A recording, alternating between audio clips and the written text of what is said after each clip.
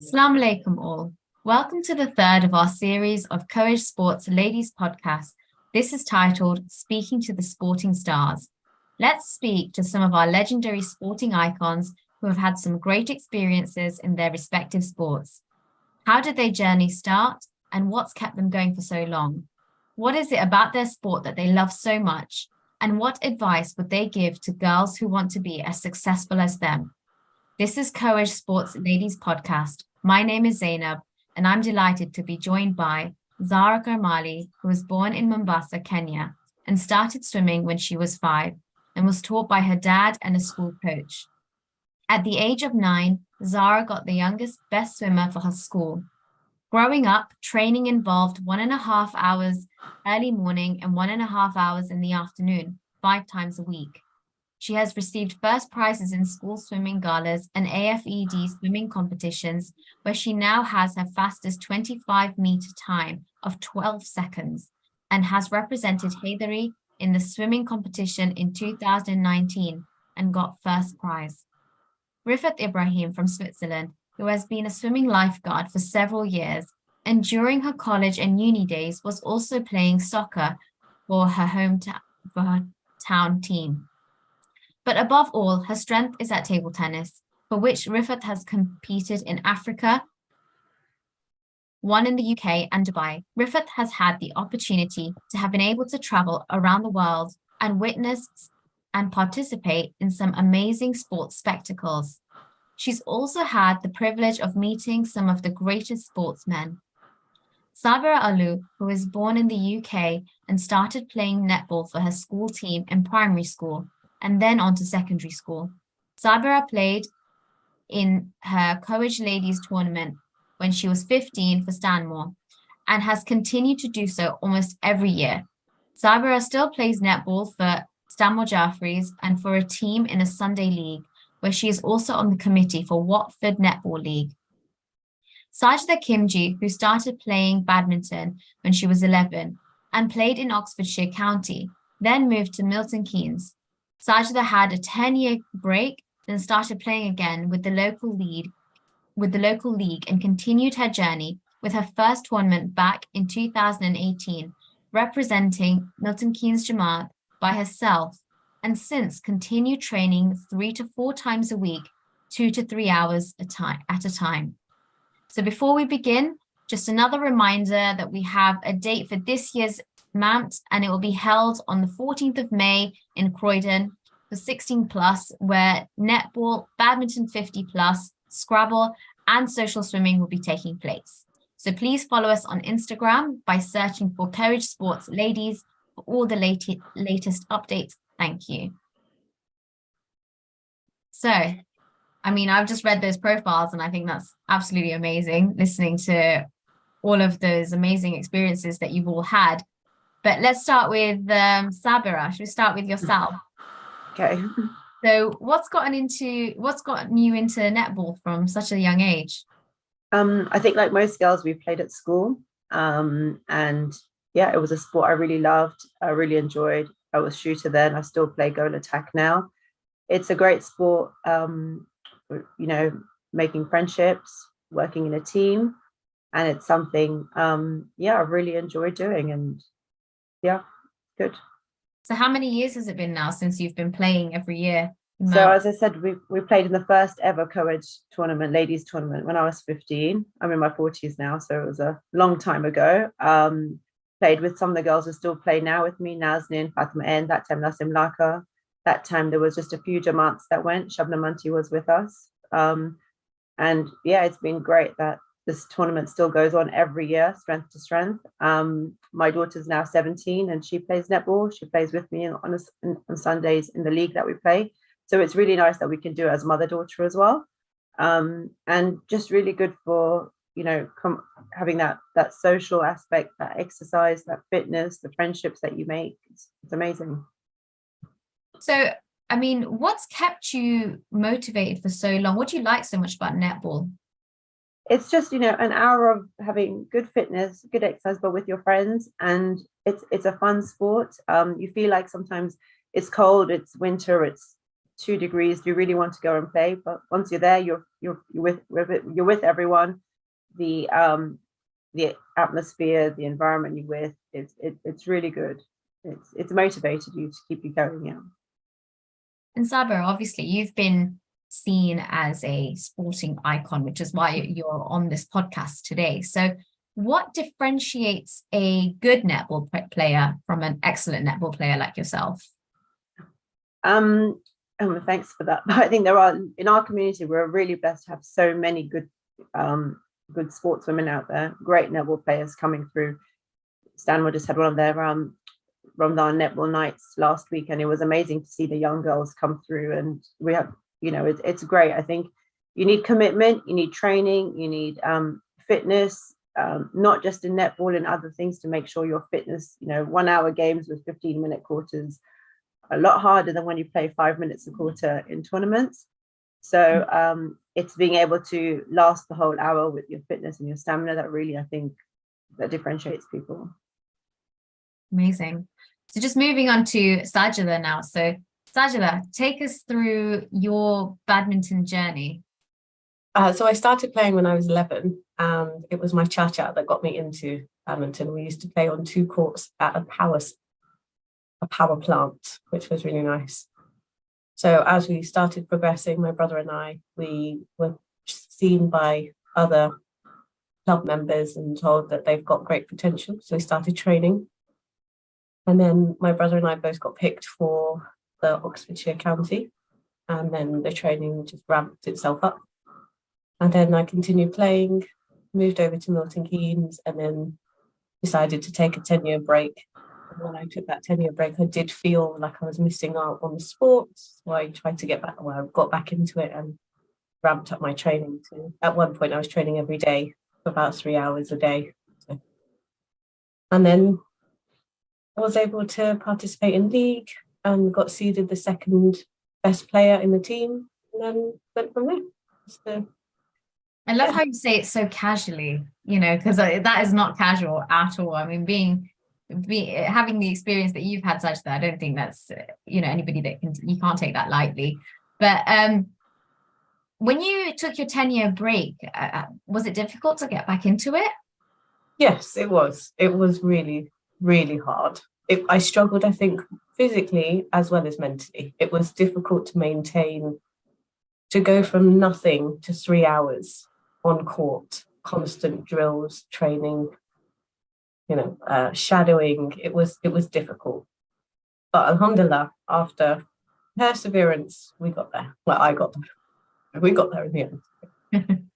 And comparatively, so the player that you are now versus where you were when you were playing for Oxfordshire County, would you say that you're at the same level or better? I'd like to think I'm a little bit better because I have a little bit more experience from when I was 17. But I think, as Sabra was saying, that fitness is really important, and you just have to keep going and keep persevering.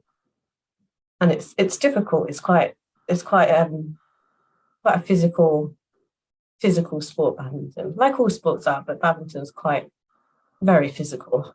And going from speed of nothing to 100 takes a lot of impact on your legs. So you have to be very, very fit and very strong. Weight training is good too. So wow. It all helps. You wouldn't think, well, I wouldn't think that anyway, that weight training would have anything to do with, making you a better badminton player. But I suppose with all that wrist action, I guess you would need some kind of strength in your hand.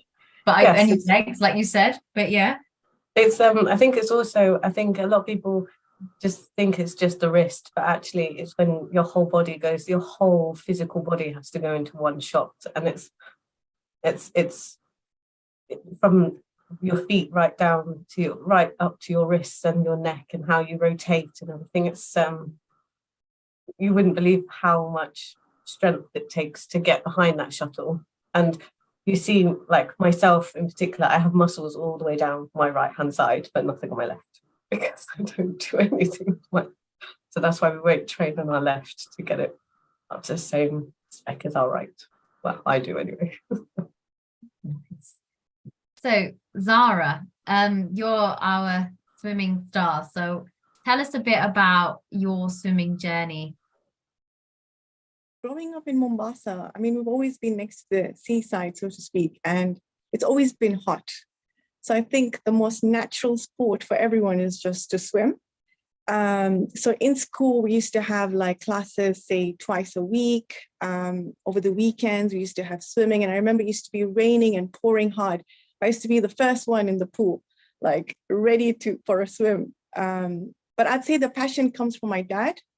He loves swimming and fishing, and until now, like he still crosses the ocean while he swims. So he's the one who kind of brought the passion into swimming for myself, taking us swimming every weekend, training us, teaching us when we're very young. And then obviously with training later on, it kind of picked up with swimming galas and other competitions. I mean, from your profile, you training, what, like 3 hours a day, 5 days a week. How was that at that age? Was it tiring? I imagine. Did you fall out of love with it at any point? So strangely, I don't know, I loved it even more. Like, so the more we trained, like the better you get, you just want to do it more and more, because you realize that, like 100 meters or 200 meters is not much. So like, in the sense, you just have to keep training, because like you're developing your speed, your stamina. So the more you did it, the more you want to do, if that makes sense, because you're constantly kind of competing with your old self to try and better your old self. So we used to wake up really early in the morning at 6 a.m., get picked up, taken to school, 1.5 hours of training, and then straight to school. After school, like you're home, whatever, you're resting for a bit, and then 4:30 again for 1.5 hours until 6. So don't get me wrong, it's a hectic schedule. Like you really have to love it to kind of keep doing it every day. But it was nice because you're with your friends, it's hot, it's sunny, and you're practicing. So it just makes it all lovely. Okay. And I'm curious to know, because I know with badminton and, netball and table tennis, you have drills. Do you have that similar concept in swimming when you're training, or is there another thing that you do? So you have heats. Okay. So in the sense, you have different kind of training patterns. So you'll start by, say, doing freestyle, 25 meters. And then you're just given maybe 5 or 10 seconds to rest, maybe 5 seconds. I think initially it used to be 10 seconds, and they went down to 5. And then you've got to do it about 8 times. And then you're given 30 seconds to rest, and then you've got other heats to do. So then you'll have 50 meters. So like literally you're back and forth with no rest. So it's just trying to develop your stamina and speed, but at the same time trying to develop your fitness, so you get, stronger and fitter while you're swimming. So so just looking back at your profile again, so you've got your fastest time is 12 seconds for 25 meters. I mean, I don't think I could even run that fast, but anyway, that's amazing. So how did you get that time? What did you do? So lots of training, and like kind of like every second or millisecond counts in swimming. So like you're literally, the time that you're stepped on the diving board to the time you like, dive in, like you have to time yourself. As soon as the whistle's blown, you're like ready to dive into the water. And that 25 meters is just swim. Like you're not thinking about anything else. Like you're literally blank. You're like, I need to reach to the end of the pool. No breathing. That's it. I'm going to do it. And you just swim to your fastest. So every year, whenever I come back to Kenya, I still have a few people who'll be like, we still need to compete to try and beat the 12 seconds. So we still have those competitions until now. Oh my God. And, now that you live in the UK, how is training different? Do you still train right now, or? So going into the UK, I mean, it's slowed down. It's much colder there. And I think, it was a struggle to find only ladies kind of swimming pools at times. So it kind of reduced to maybe once or twice a week. And then when we'd have an FED or, a sports competition in the UK, MAMT, then we'd train a bit more. But now after 3 kids, I think I've definitely slowed down a bit. but swimming in sports, like, they'll all agree that it's something that once you are into it, like, it always brings you back. You always want to keep doing it, be it badminton, netball, football. You just want to keep doing it and, keep fit. Absolutely. So then we've got Rifat, who is our table tennis star. Rifat, do you want to tell us a little bit about your table tennis journey? So the journey to play in different tournaments started when I was living in Dar es Salaam for a short time. I remember there was a tournament in Moshi. So I joined there and I represented Dar es Salaam. It was a very good experience. And then I participated in Peterborough in 2018. Another experience, because I was the only one from Switzerland going to UK and I didn't know anyone. And Nazneen auntie helped me a lot, guide me, introduced me to some people. And slowly I played with everyone, and I end up with some, I referee some games, and it was really a good experience. And what got you into table tennis, Rifat? Here in Switzerland, you find lots of outdoor cement table tennis in park, in school. So whenever I have some free time, I was going and playing and joining other people. And I was also watching them and learning. Nice. And you mentioned, obviously, you in 2018, you played in Peterborough. You must have played in tournaments after that as well, yes? Yeah, I joined also in 2019. I was in Birmingham for single and double in table tennis. I was a bit more confident because lots of people knew who I was, where I was coming from, and it was really pleasant. And how has it been participating in all these different tournaments? Very nice, very friendly. People are adorable, and when they know you, they come to you, they speak to you, and we end up playing so many games together. It was very, very nice. And then just before COVID, I went to Dubai for Unity Games, and it was a very good experience too. And how does, because I'm curious, how does Unity Games, does that differ to the tournaments that you've played in the UK? So I think, did you play in racket sports as well in Marhaba? Yeah, just table tennis and tennis. Yeah. Okay, and how do the different tournaments differ?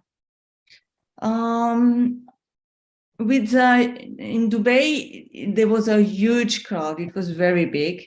In UK, it was like familiar. Everyone was close to each other and helping each other and playing as a family, as a friend. It was very nice. And do you have a highlight in all these tournaments? Is there a specific moment or a particular game maybe that stands out for you? Whenever I play, I try to be very motivated, serious in each games. Sure. And I try to give my best with always a smile. Yeah, definitely. I know we've played with each other as well, Rifat. So I remember you. Yeah. I remember you in 2018. It was a big challenge. And that's why I came in 2019 again. That's really good. No, it's good. I'm glad. But so just taking it back to the floor then. So, I mean, we're all women here, and I'm sure some of the ladies and young girls listening to our podcast would want to know, you're all very successful in what you do, but I'm sure you've got other bits in your lives as well that you're busy with, whether it's with your family or your careers. How do you balance all of this out together and still be as successful as you are in the sports that you play? And that's open to everyone.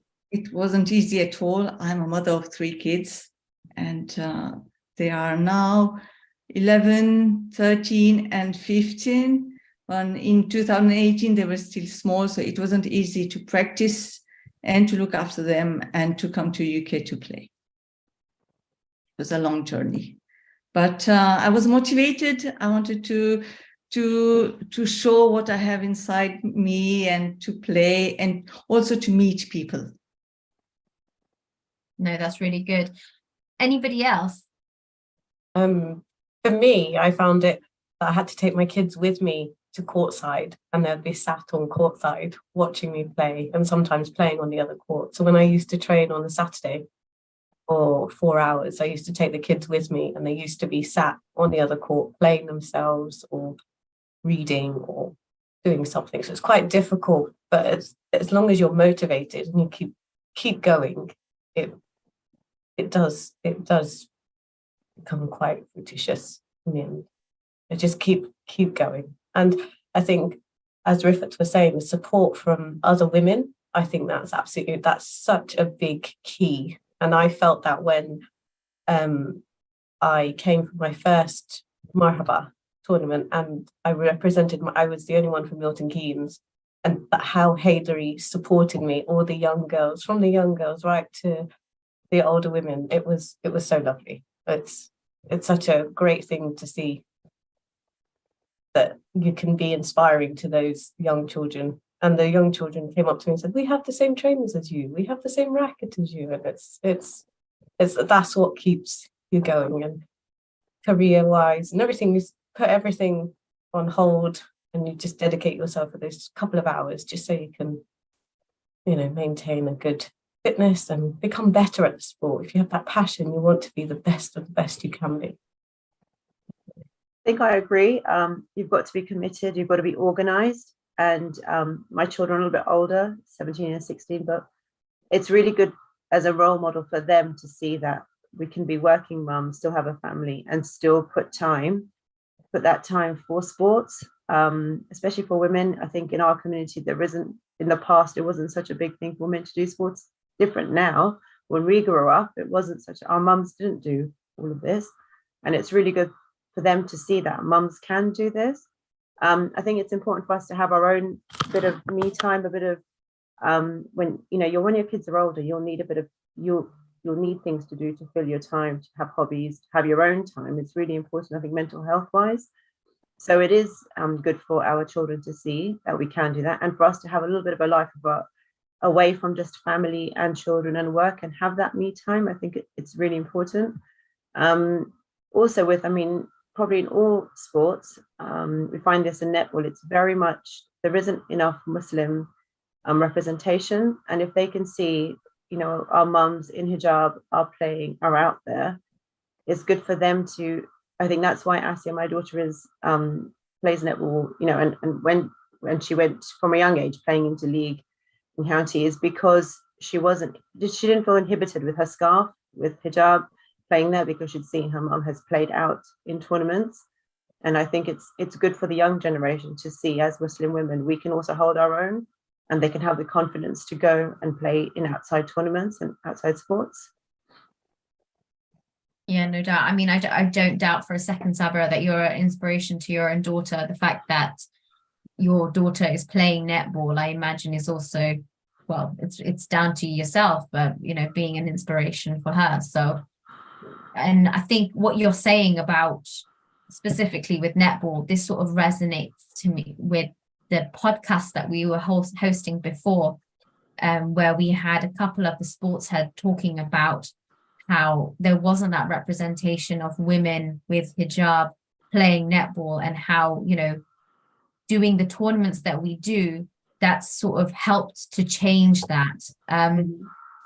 Was there anything that you wanted to add to that, Sabra? No, I think it's given Muslim girls the confidence to play outside in teams, to be able to say, well, we don't wear our, the sports, we can wear our tracksuits, we can play in hijab.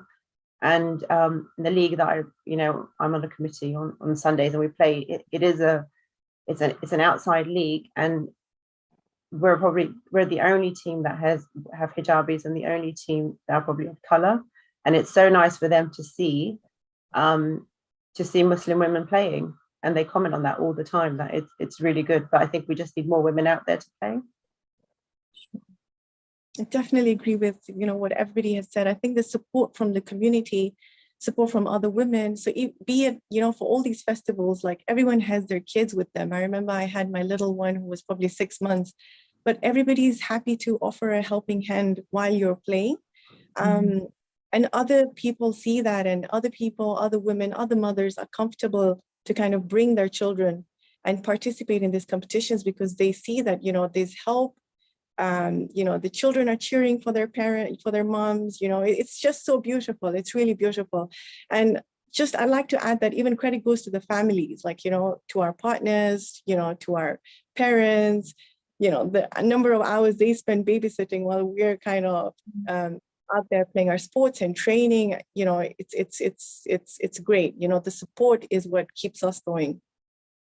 No, definitely. I mean, I know as a sportswoman myself, I go through this guilt. I've got a 1-year-old now, and I know that I wouldn't be able to do half the things I do without my husband looking after my little one, or her grandparents on both sides. So I'm very fortunate that way. But I know I flicker with a lot of guilt myself. Do I go out and go to the gym or train or play table tennis or whatever it is that I'm doing? Or do I stay at home? Because you feel that guilt inside you. What would you say to mothers or young mothers like myself who are constantly battling with this guilt? Well, if you don't look after yourself, you can't be a better mum to your children. So you have to make sure your cup is full and that you have satisfied your exercise needs or your you time. If you think about it, it's only an hour or two, maybe once or twice a day. Like, I don't know how often you train, but sometimes you do have to put yourself first to become that better mum to your children. And I can only say this because my child now my daughter's 12 and my son is 11. And yes, time goes really quickly, but they saw me playing and training, and that inspired them to be dedicated in the things they do. So if they see you looking after yourself, then they will do the same for themselves. Oh, brilliant. That's keep going. Thank you. No, that's really good. And I'm sure other viewers listening to the podcast as well will be able to benefit from the advice. But let's just take it back to some of the tournaments that you've all participated in, whether it's Marhaba or MAMT or Unity Games. Is there any highlights that you wanted to share with us? I think for me, my biggest highlight was my first tournament that I played after my 10-year break, and I came back. And I think I played singles in the Marhaba one. And that was when it was just myself, and I put my brother's T-shirt on. And my brother's nickname is Bruno. And that's how I got the nickname, because I didn't have a jersey or anything. So I borrowed my brother's Milton Keynes top, being the only woman representing or wanting to play from Milton Keynes. Now it's a very different story, which is great.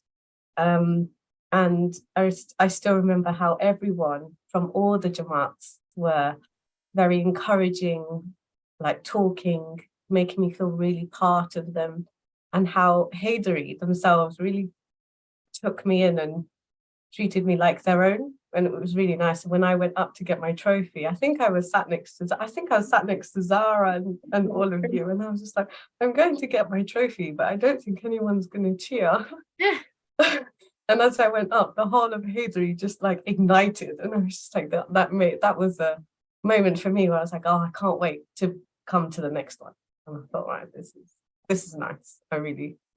And alhamdulillah, since then, we've had more girls come up in we have a very small community here in Milton Keynes, but our sports heads, Massima and Shalina, have done an amazing job of getting the young girls in, and now they're participating in MAMT, and we had 2 teams participate, which is a big deal for Milton Keynes. So I think that's it's so nice to see that from one singular to getting more people to play. It was really helpful, and Haydari like boosting everyone on, which was really good.